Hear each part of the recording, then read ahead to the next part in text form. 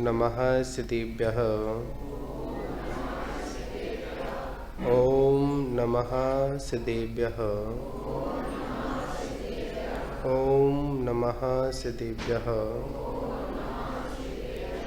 मंगलम भगवान वीरो मंगलम गौतमो गणी मंगलम कुंद कुंदाद्यो जैन धर्मोस्तु मंगलम सर्वमंगल मांगल्यम सर्वकल्याणकारिकं प्रधानं सर्वधर्माणां जैनं जयतु शासनं जैनं जयतु शासनं जैनं जयतु शासनं।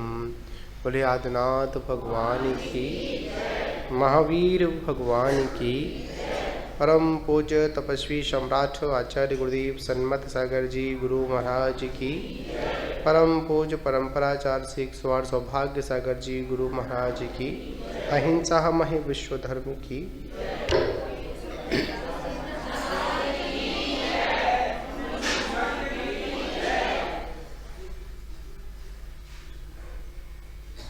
मान बाबू, कल हम सभी लोगों ने पुण्य, पाप और धर्म की चर्चा की थी, जिसमें सुख और दुख की बात की थी। आज अपन चर्चा करेंगे कि दुख आने का मूलभूत कारण क्या है।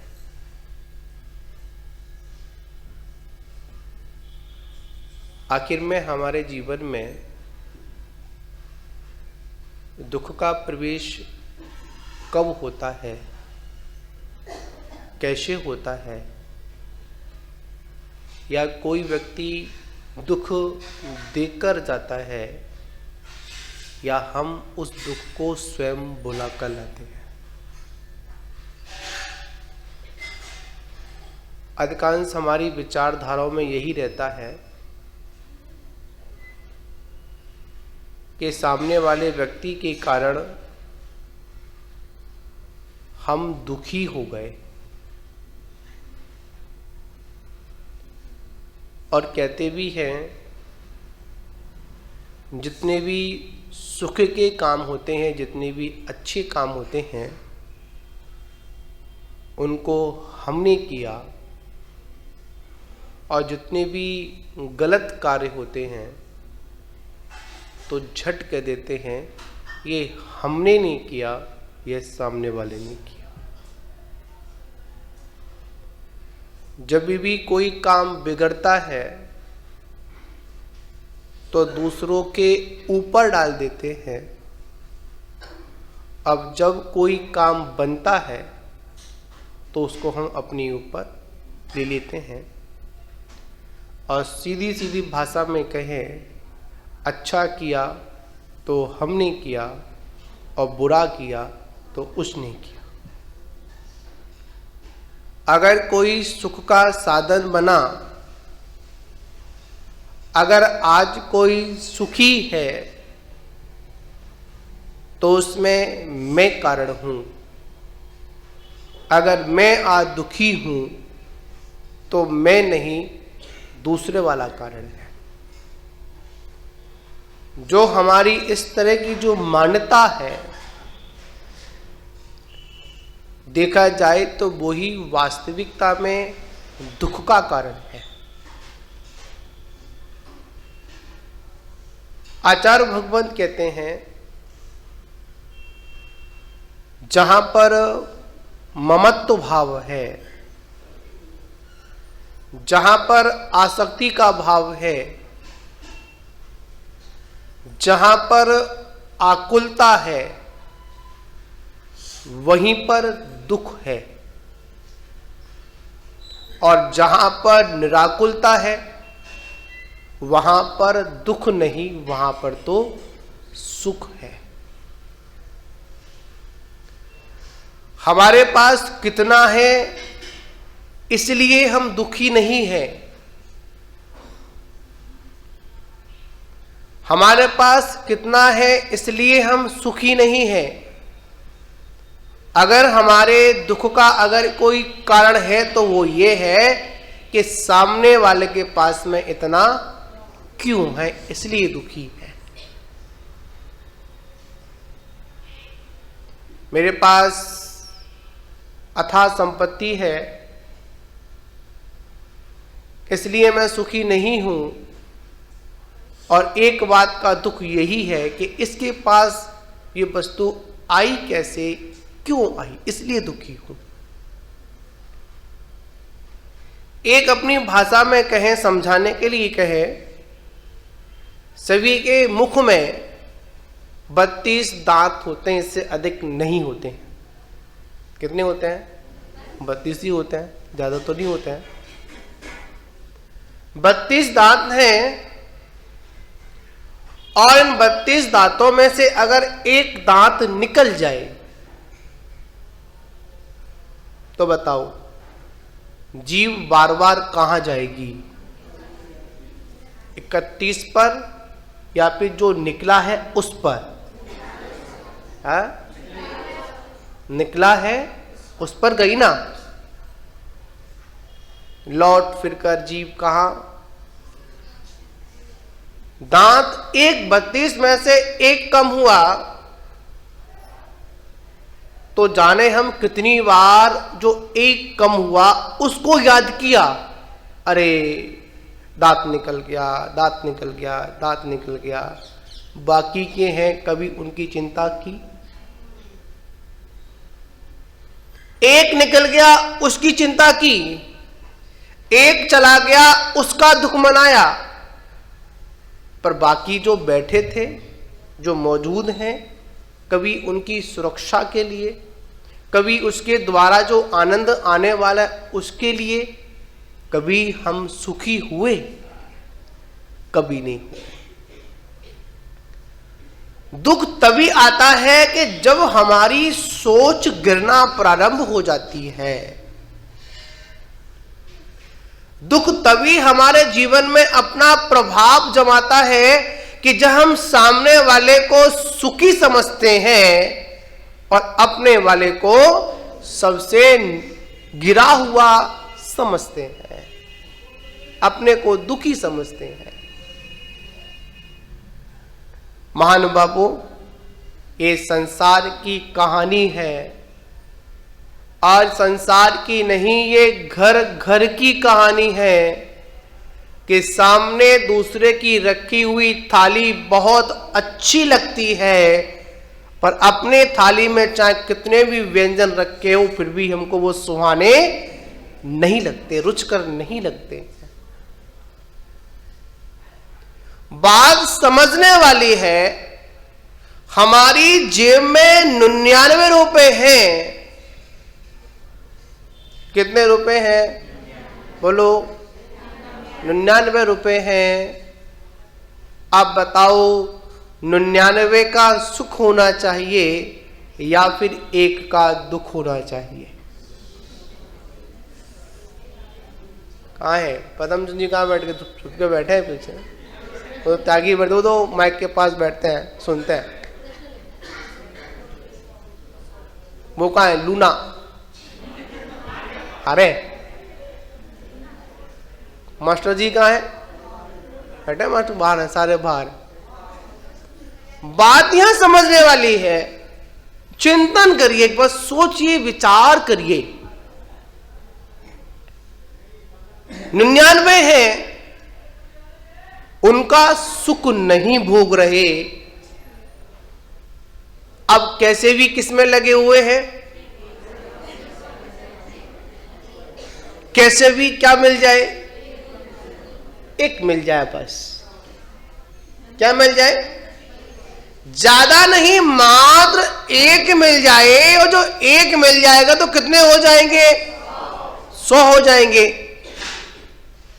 तो पूरे दिन, पूरे जीवन में व्यक्ति 99 के चक्कर में पड़ा रहता है, पर 99 के कभी उसके 100 नहीं हो पाते हैं। इसका कारण इतना से इतना है कि इच्छा रूपी समुद्र कभी भरता नहीं है। और इच्छा रूपी जब समुद्र भरता नहीं है तो हम इसीलिए क्या होते हैं? दुखी होते हैं, परेशान होते हैं, संकट में आ जाते हैं, कष्ट में आ जाते हैं और अपने को सबसे नीचा व्यक्ति अपने को समझकर बैठ जाते हैं। महान बाबू, विचार करने वाली बात है, सोचने वाली बात है कि दुख कभी स्वयं चलकर नहीं आया, दुख को हम स्वयं लेकर आए। क्या लेकर आए? बताओ, कभी दुख कभी अपने आप चलकर आया हो तो? कभी दुख ने कहा हो कि मुझे लेकर जाओ? पर हम पांचों इंद्रियों के विषयों में आसक्त होकर उस दुख को हम स्वयं क्या करते हैं? खरीद कर लाते हैं, स्वयं उसको निमंत्रण देते हैं कि आ मेरे जीवन में आ। अब बताइए, बात पूछेंगे, एक व्यक्ति वो है जिसके पास कुछ नहीं है, एक व्यक्ति वो है जिसके पास देखा जाए तो बहुत कुछ है। बताओ, सुखी कौन? जिसके पास है वो, जिसके पास नहीं है, या वो? देखा जाए दोनों व्यक्ति दुखी। जिसके पास नहीं है वो भी दुखी। वो इसलिए दुखी कि कैसे भी हो मिल जाए, और जिसके पास है वो इसलिए दुखी कैसे भी हो, जितना मिला है उससे थोड़ा सा ज्यादा हो जाए। एक भरत चक्रवर्ती के जीवन के चरित्र का वर्णन आता है, सभी लोगों ने सुना होगा, फिर आपको सुना देता हूं क्योंकि ये महान पुरुषों की जीवन गाथा है। इसको सुनने से कभी ना कभी हमारे मस्तिष्क में बैठ जाता है, और जब बैठता है तो कभी ना कभी उन जैसा बनने का भाव हमारे अंदर आता ही है। हमारे जीवन में सब कुछ हो यह महत्वपूर्ण नहीं, हमारे जीवन में शांति कितनी है, संयम कितना है, यह महत्वपूर्ण है। भरत चक्रवर्ती के जीवन का वृत्तांत आता है, उनके पास में इतना कुछ था, और वैसे कहा जाए इस संसार में अगर सबसे अधिक अगर कोई पुण्य का धनी अगर होता है तो वो तीर्थंकर परमात्मा होते हैं, और तीर्थंकर परमात्मा के बाद अगर कोई दूसरे नंबर पे कोई अगर जीव आता है तो वह चक्रवर्ती आता है। 6 खंड का अधिपति, राजा महाराजा जिनके चरणों में मंडलेश्वर महामंडल राजा जिनके चरणों में नतमस्तक होते हैं, 9 नदी 14 रत्न का स्वामी भरतेश चक्रवर्ती, जीवन का बहुत सुंदर एक वर्णन आता है उनके। उन्होंने कहा, किसी व्यक्ति ने पूछ लिया कि आपको तो ऐसे ही घर में बैरागी कहा जाता है, आप बड़े सुखी हैं। कैसे हैं? सुखी है। अभी ऊपर पुस्तक में स्वाध्याय कर रहा था, बड़ी सुंदर लाइन उसमें आई, पढ़ने को जनवाड़ी में पढ़ने को मिली। जो विशिष्ट वैराग्य के द्वारा अगर कोई त्याग करता है उसी का चित्त विशुद्ध होता है। क्या लाइन थी? विशिष्ट वैराग्य के द्वारा, जिसके अंदर विशिष्ट वैराग्य है वो त्याग करता है, तभी उसके जीवन में क्या होता है? चित्त की विशुद्धि होती है। और जिनके जीवन में वैराग्य नहीं है और जिनके जीवन में त्याग नहीं है, उनके जीवन में कभी भी सुख प्रवेश नहीं करता है। भरतेश चक्रवर्ती से पूछ लिया गया, इतना कुछ होने पर भी एक नहीं, दो नहीं, तीन नहीं, पूरी की पूरे 96,000 रानियां। कितनी? 96,000 रानियां। और 96,000 रानियों के अलग अलग महल, इतना सारा अपार वैभव होने पर भी आप इससे आसक्त कैसे हैं? आप इसमें आसक्ति कैसे नहीं है? ऐसा तो पता नहीं चलता। आप सुखी कैसे हैं? इतना कुछ संभालते कैसे हैं?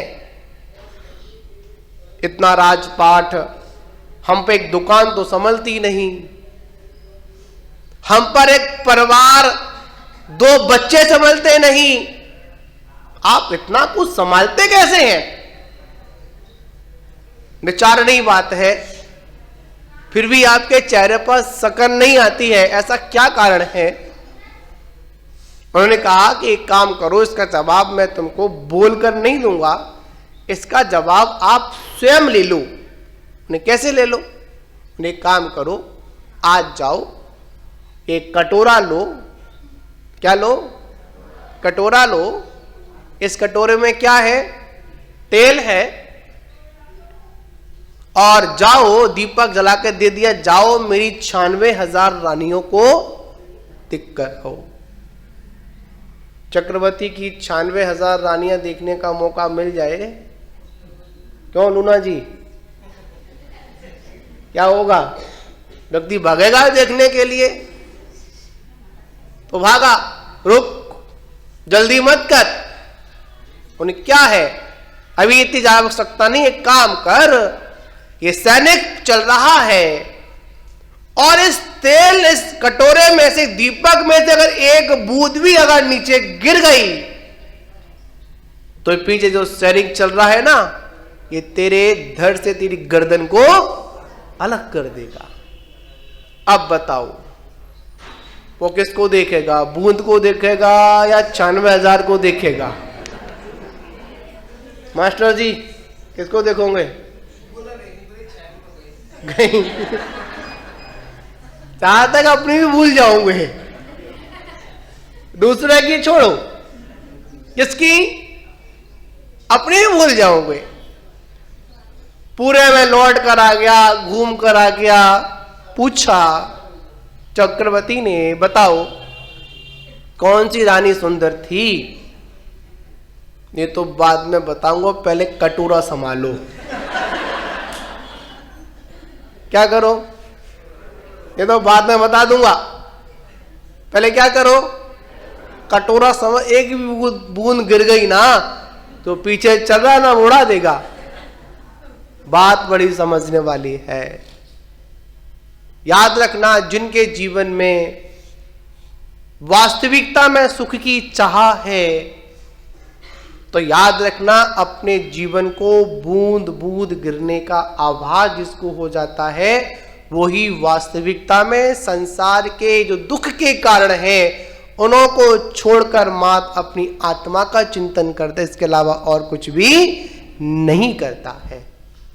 और वास्तविकता में वही व्यक्ति सबसे ज्यादा सुखी है जिसके जीवन में इच्छाएं नहीं हैं, या जिनके जीवन में इच्छाएं कम हैं, आशाएं कम हैं। पूरा का पूरा जीवन यूं ही निकल जाता है, दुख ही मिलता है, इसके अलावा और कुछ भी नहीं मिलता है। बहुत लोग आते हैं, पूछते हैं, महाराज हम सभी के लिए अच्छा करते हैं, कभी किसी के लिए बुरा नहीं किया, फिर भी महाराज मेरे साथ हमेशा बुरा ही होता है। क्या होता है? बुरा ही होता है। कभी मेरे साथ किसी ने अच्छा नहीं किया। तो याद रखना, इसका सबसे अच्छा समाधान यही है, संसार का यही नियम है। क्या है? संसार का यही नियम है, किसी के साथ में कैसा भी अच्छा कर लेना, पर कोई पलटकर ये नहीं कहेगा कि आपने अच्छा किया है। और एक बात और याद रखना कि आपके जीवन में अगर कोई आपके सामने आपके पीछे कोई बुराई करना प्रारंभ कर दे तो समझ लेना कि आपने अपने जीवन में कोई अच्छा काम किया है। बुराई हमेशा अच्छे लोगों की होती है, बुराई हमेशा अच्छी चीज की होती है, विरोध हमेशा धार्मिक कार्यों का होता है, कभी अधर्म के कारण कोई विरोध नहीं होता है। बताओ, कोई मंदिर बन रहा हो, कोई धार्मिक अनुष्ठान हो रहा हो, उसमें अनेक लोग आते हैं, नहीं ऐसा नहीं, ऐसा करो, ऐसा नहीं, वैसा करो, अनेक लोग टांग खींचने वाले आ जाते हैं। और कहीं पर कोई एक सार्वजनिक अगर कोई स्थान बन रहा हो जहां पर घूमने फिरने का हो, जहां पर सत्य विष्णु का कार्य अगर वहां होता हो, कोई दुकान खुल रही हो, शराब की दुकान खुल रही हो, या कोई ऐसी दुकान खुल रही हो, गुटखे की दुकान खुल रही हो, बताओ कोई व्यक्ति विरोध करता है क्या? कोई विरोध नहीं करता। गलत चीज का कभी विरोध नहीं होता। हमेशा बुरी चीज का कोई विरोध नहीं करता है। जब भी विरोध होता है तो अच्छी वस्तु का विरोध होता है। हमेशा वही व्यक्ति आंखों में खटकता है जो कुछ अच्छा करता है। अब बुरे करने वाले से व्यक्ति को बोलता ही नहीं है, क्या बोलो इससे। बात यहां पर सुख और दुख की चल रही है। दुख स्वयं चलकर नहीं आता, हम स्वयं उसको खरीद कर लेकर आते हैं। आप खुशी होने के लिए एक गाड़ी खरीद कर लाते हैं। क्या खरीद कर लाते हैं? लाते हो किसके लिए? दुख के लिए या सुख के लिए? बोलो क्यों लाते हो? सुख मिलेगा। अब बताओ, सुख के लिए वो गाड़ी खरीद कर लाए, पर वो सुख नहीं, बाद में क्या है? दुख है। तो अपने सुख को नहीं खरीदा, आपने क्या खरीदा? दुख खरीदा। पैसा भी दिया, गाड़ी भी, सब कुछ लिया। जब गाड़ी जैसे ही शोरूम से उतारी तो क्या किया? माला लगाई। क्या करते हो? माला पहनाते हो, पूजा करते हो, नारियल भी फोड़ते हो, जहां तक उसकी आरती भी करते हो। अगर कोई महाराज मिल जाए तो महाराज क्या कर दो? महाराज आशीर्वाद से पीछे से क्या कर दो? आशीर्वाद दे दो। महाराज ज्यादा कुछ मत करो, अपनी कमंडल का पानी दे दो। अब बताओ, कमंडल का पानी गाड़ी में डालने को दे रखा है या आपने शुद्धि के लिए रखा है? महाराज दे दो, भावना है, कोई बात नहीं, तेरा कल्याण होना चाहिए, तेरी भावना पवित्र होनी चाहिए, बात नहीं। चल दी गाड़ी। अब 4 लोग के बीच में गाड़ी लेकर गए तो 4 लोगों को गाड़ी दिखाई। देख, ये गाड़ी है, इतने की है, ऐसी है, ऐसी है, ये फंक्शन है, ऐसे चलती है। और शौक में गाड़ी दिखाने के लिए लोगों को बिठाल भी लेते हो, बैठो, चाय पिलाते हो, है ना। ये काम तो वो कोई नया नया कवि होता है ना, कवियों की बहुत एक विशेषता होती है। जब कोई कवि नई कविता लिखता है ना, और नई कविता जब तक वो 4 लोगों को सुनाना दे, उसके पस्ती नहीं है उसको। उस कविता को सुनाने के लिए वो चाय भी पिलाता है, आओ बैठो बैठो।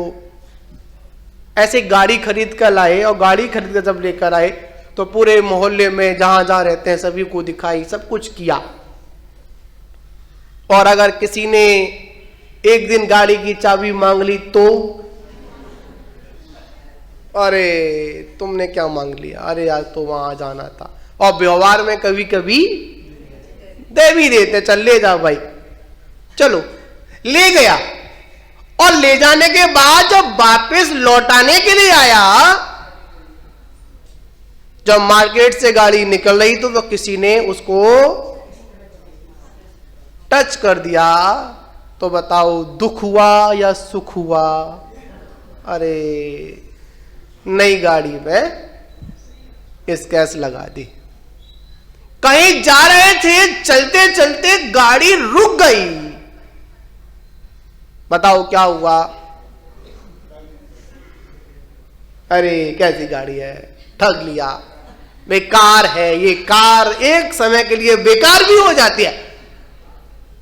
अब भैया गाड़ी तो सूखी तो चलेगी नहीं, पेट्रोल भी पड़ेगी, और पेट्रोल की रेट अगर हो जाए 100 से ऊपर तो अरे क्या फायदा लेने से। इससे बढ़िया साइकिल वाली गाड़ी बढ़िया, पैदल गाड़ी बढ़िया। बात यहां पर यह कहना चाह रहे हैं कि आज हम जितना भी सुख पर वस्तुओं के संग्रह करने में खोज रहे हैं, कभी भी सुख पर वस्तुओं के संग्रह करने में मिलता नहीं है। यही हमारी सबसे बड़ी सोच बैठी हुई है कि वस्तु हमको सुख दे देगी। वस्तु कभी सुख नहीं देती है, वस्तु कभी दुख नहीं देती है। वस्तु के प्रति जो आसक्ति और अनासक्ति का भाव होता है, वही हमको सुख और दुख देता है। महान बाबू, अगर वास्तविकता में सुखी होना है तो क्या करें? जितना अपने ऊपर से परिग्रह का भार कम कर दोगे, उतने क्या हो जाओगे? सुखी हो जाओगे। आचार्य भगवंतों ने गृहस्थों के लिए परिग्रह रखने को मना नहीं किया। अगर गृहस्थ के पास परिग्रह नहीं होगा तो गृहस्थ का जीवन चलेगा कहां से? आचार्य भगवंत कहते हैं, गृहस्थों के लिए उपदेश दिया कि परिग्रह में भी परमाण व्रत रखो। अगर सुखी होना है तो जो हमारे पास है उसमें क्या करिए?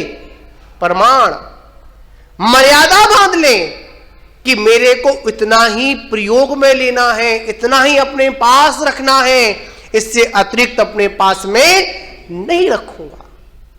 पर क्या करें? 7वीं पीढ़ी की तो इंतजाम है। कैसा इंतजाम है? 7वीं पीढ़ी का तो इंतजाम है पूरा। मुनि से पूछ लिया कितना इंतजाम है? 7वीं पीढ़ी बैठकर खा सकती है। अब चिंता किसकी लग गई? अरे 8वीं पीढ़ी क्या खाएगी? 7 की चिंता छूट गई, 8वीं की चिंता लग गई। कबर में पैर लटके हुए हैं, पर 8वीं पीढ़ी का इंतजाम करने में लगा हुआ है। और परिग्रह में इतना आसक्त। महाराज ने कहा 8वीं पीढ़ी का इंतजाम करेगा तो अपनी ही गंदगी का कीड़ा बनेगा। कोई बात नहीं महाराज, पर 8वीं पीढ़ी का इंतजाम का आशीर्वाद दे दो। ये स्थिति हम सब लोगों की है। किसकी है? हम सब लोगों की है। हमारा जीवन देखा जाए तो कुछ मर्यादित परिग्रह में ही पूरा जीवन हमारा व्यतीत हो सकता है। पर क्या करें, इच्छाएं है ना, शांत नहीं होती हैं। क्या नहीं होती है? इच्छाएं शांत नहीं होती हैं। एक के ऊपर एक इच्छा लगी रहती है, एक इच्छा की पूर्ति होती है, उसके बाद तुरंत इच्छा प्रकट हो जाती है। इच्छाओं का भूत कभी उतरता नहीं है। और याद रखना कि जब तक इच्छा रूपी अग्नि जलती रहेगी तो चाहे इतने में कितना भी ईंधन डालना, फिर भी आवाज क्या निकलेगी? और चाहिए ईंधन। अग्नि के अंदर कितना भी ईंधन डाला जाए, लौट तो ऊंची उठती है और बाद में क्या होता है? शांति भी हो जाती है। फिर अग्नि के लिए और चाहिए। बताओ किसी की इच्छा पूरी हुई क्या अभी तक? किसी की भी नहीं हुई। और जिनकी इच्छाएं पूरी हुई, जिन्होंने अपनी इच्छाओं पर अंकुश लगाया, वही ईश्वर पने को प्राप्त होते हैं। इसको प्राप्त होते हैं? ईश्वर पने को प्राप्त होते हैं। तो महान बाबू, हम सभी लोगों को सुखी होना है। बताओ इसमें कितने लोग हैं सुखी होना चाहते हैं? उठाओ बात, उठा लो। इसमें भी क्या कर, इसमें कौन सा टैक्स लग रहा है? नहीं, आपको दीक्षा नहीं दे रहा, चिंता मत करो, ना साथ लेकर जाऊंगा।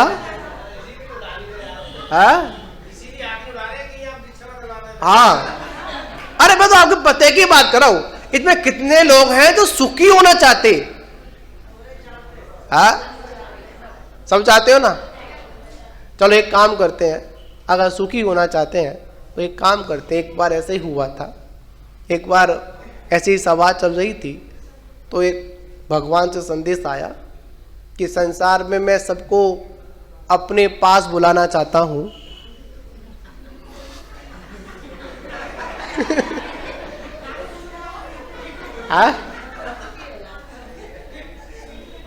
क्यों जी, बताओ, कोई तैयार है क्या? इसमें कितने लोग हैं जो भगवान के पास जाना चाहते हैं? कोई नहीं चाहता, नहीं चाहता कोई। अब यही देख लो, मैं वो वाली बात मैं करूंगा, पहले आप ही खुद देख लो। भगवान संदेशा दे रहा है, आ जाओ मेरे पास, तो कोई जाने को तैयार नहीं है। बंधुओं, यही तो दुख का कारण है। याद रखना, वास्तविकता आपको सुख मिलना है, सुख मिलेगा तो कहां मिलेगा? मिलता है सच्चा सुख केवल भगवान तुम्हारे चरणों। आप चरणों से दूर हो, इसलिए आप लोग कौन हैं? दुखी हैं, परेशान हैं। जितने समय तक आते हो, वित्त समय तक आपको मिल जाता है। आप तो ऐसे हो कि थोड़ी बहुत अभी ड्यूटी लगा जाते हो और चले जाते हो, बस हो गई सुखी। बंधुओं, याद रखना, अगर यहां पर छोड़ो, पूरे विश्व में, पूरे संसार में अगर एक स्लिप लिखकर लोगों को एक कार्ड दिया जाए, बताओ कि तुमको क्या चाहिए? सुख चाहिए या दुख के साधन आपको चाहिए?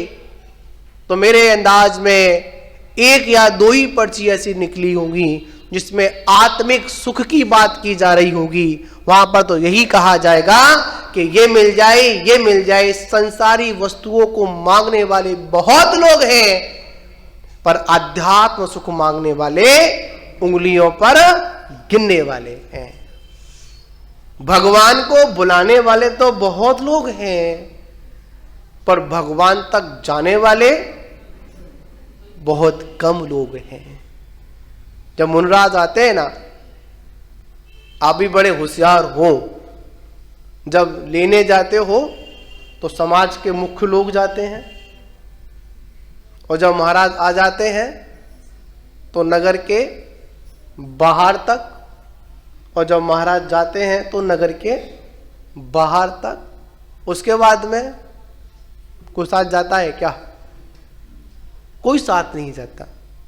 महान बाबू, सत्य के साथ में जितने समय तक सानिध्य में रहोगे, और मैं तो एक बात कहता हूं, जब साधु संतों के साथ आप रहते हो, जितने समय तक मंदिर के बाहर या कक्ष के बाहर कुछ भी करते हो, जब साधु संतों के साथ चलते हो, तो आप भी अपना पैर चींटी बचा कर ही रखते हो, मारने के उद्देश्य से नहीं रखते हो।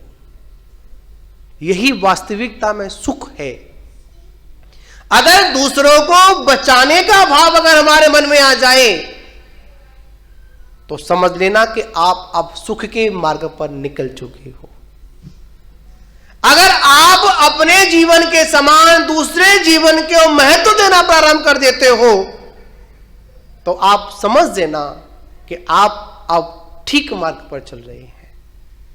अनादिकाल से हमने क्या किया? ये मेरा है और ये तेरा है। एक नीति एक और है, मेरा तो मेरा है ही। क्या बात है बहन वालों, खुद ही बोल गए, मैंने तो बोला नहीं। जो मेरा है वो तो मेरा है, पर जो तेरा है ना वो भी किसका है? मेरा है। राजी नहीं तो कुराजी मेरा है, देखे जाना पड़ेगा। यही लड़ाई तो पांडवों में और कौरवों में थी। पांडव कहते थे जो मेरा है तो मेरा है ही, पर कौरव क्या कहते थे? मेरा है तो मेरा है ही, पर जो तेरा है ना वो भी किसका है? मेरा है। इसलिए महाभारत जैसे युद्ध हुए। कौन हुए? महाभारत युद्ध हुआ। याद रखना, जब महाभारत का युद्ध हुआ तो विजय किसकी हुई?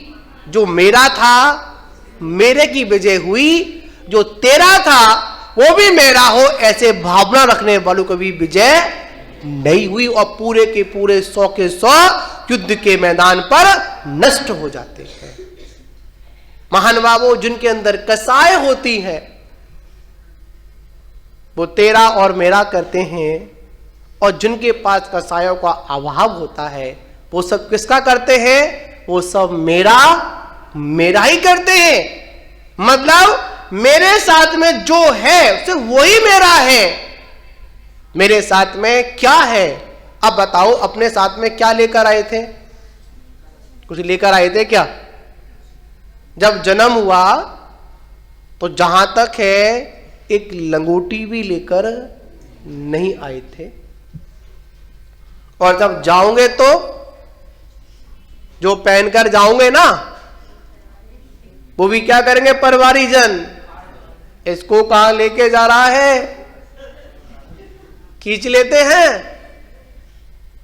बड़ी सुंदर पंक्तियां हैं कि रस्सियों से मैं नहीं बंधा मेरा संस्कार था, एक कफन पे ही मेरा रह गया अधिकार था, कि तुम उसे उतारने को जा रहे हो सत्य है, अरहंत नाम सत्य है, सिद्ध नाम सत्य है। क्या था? एक कफन था ना, उसको क्या करते हैं? उसको खींच लेते हैं। अब समझ नहीं आता है, जब साथ कुछ लेकर नहीं आया था, जब साथ कुछ लेकर नहीं जाएगा तो बीच की स्थिति में क्यों इतना शोरगुल करता है? ये मेरा, ये तेरा, ये उसका, ऐसा करना है, वैसा करना है।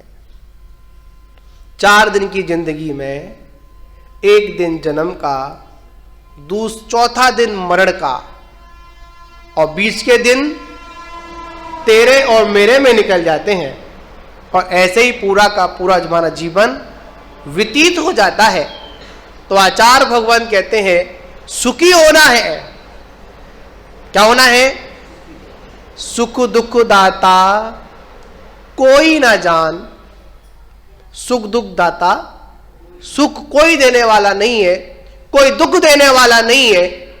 याद रखना, सुख दुख जो भी है अपने परिणामों के ऊपर आधारित होता है। अगर क्षमता भावों के साथ जीवन जियोगे, चाहे टूटी फूटी झोपड़ी हो, उसमें भी आपको महलों का आनंद आता है। और अगर क्षमता नहीं है तो चाहे कितने भी आपकी हवेली कोठी बनी हो, फिर भी आपको चाहे डल्लभ के गद्दे क्यों ना पड़े हो, फिर भी आपको पूरी रात करवट बदल बदल के निकल जाती, रात को नींद नहीं आती है। एक व्यक्ति वो होता है, सुबह उठता है, निकल जाता है, शाम का इंतजाम करता है, बनाता है और चादर ओढ़ कर सो जाता है। और एक व्यक्ति वो होता है, उठने के लिए अलार्म, सोने के लिए नींद की गोलियां, फिर भी बेचारे को शांति नहीं मिलती है। अगर वास्तविक सुखी होना है तो सुखी होने का एक ही माध्यम है, एक ही तरीका है कि जितना है उतना काफी है। क्या? जितना है, जितना पर्याप्त है, जितने हैं उतने पर्याप्त हैं। ज्यादा हमको हाय तौबा नहीं करनी है। ऐसे ही पूरा जीवन नहीं जाने कितने जीवन निकल गए। पंडित जी भी कहते हैं, दौलतराम जी कहते हैं, जय तपोवन में जीव अनंत, सुख चावे दुख से भयवंत। हमका सुखी होना है तो सुखी होने के कार्य भी हम सभी करने पड़ेंगे। हम तो सुखी तो होना चाहते हैं पर सुख के कार्य करना नहीं चाहते हैं। तो सुख होने के कार्य क्या है? जिनेंद्र भगवान की पूजन, जिनवाणी का स्वाध्याय, गुरुओं का सानिध्य, और जहां तक है अपने पारिवारिक जीवन में, अपने सांसारिक जीवन में हम नीति के साथ में रहें। कैसे रहें? नीति के साथ में रहें। इतना विश्वास रखें कि अगर मेरे भाग्य में है तो उसको देने से कोई रोक नहीं सकता है, और अगर मेरे भाग्य में नहीं है तो मेरा बेटा क्यों ना हो, कितना भी खास क्यों ना हो, पर वो मुझे दे नहीं सकता है। कर्म सिद्धांत पर भरोसा रखें, अपने भाग्य पर, अपने पुरुषार्थ पर भरोसा रखें, तो आपके जीवन में सुख ही सुख है। और अगर आपको कर्म सिद्धांत पर भरोसा नहीं तो कितना भी आपके पास में हो, याद रखना, चीनी के बोरों से गोदाम भरे हुए हैं, फिर भी व्यक्ति चीनी का एक दाना भी नहीं खा पाता है। क्या हो जाती है? डायबिटीज हो जाती है। ऐसे खाने से, ऐसी वस्तु के संग्रह से क्या मतलब? जिसके पास बहुत कुछ है, सारी संपत्ति है, फिर भी दान पुण्य नहीं कर पा रहा है, तो ऐसे व्यक्ति का धन संग्रह से कोई मतलब नहीं होता है। तो महान बाबू, समय हो चुका, विशेष चर्चाएं अपन समय अनुसार अपन करेंगे। सुख दुख की बात थी, ये तो संसार की कहानी है। हम भी सुखी और तुम भी सुखी, और तुम भी दुखी तो हम भी दुखी। कभी ये ट्रेन निकलती है ना, मैं तो पकड़ के बैठ जाता हूं, इतनी तेज निकलती है। अब ये मत कहना कि डर से बैठ जाता हूं पकड़कर, डर नहीं लगता है। देखता हूं जब ट्रेन निकलती है तो पटरियां हिलती हैं, उसी प्रकार हमारी भी गाड़ी इसी प्रकार स्पीड में दौड़ रही है। कभी सुख, कभी दुख, कभी दुख तो कभी सुख, इन दोनों पर पटरियां हमारी जीवन गाड़ी भी चल रही है। तो महान बाबू, इस जीवन गाड़ी को अगर पूर्ण विराम देना है तो क्या करना पड़ेगा? हमको आराम से, संतोष के साथ अपना जीवन व्यतीत करना है, तभी हमारा कल्याण होगा। जय बोलो महावीर भगवान की।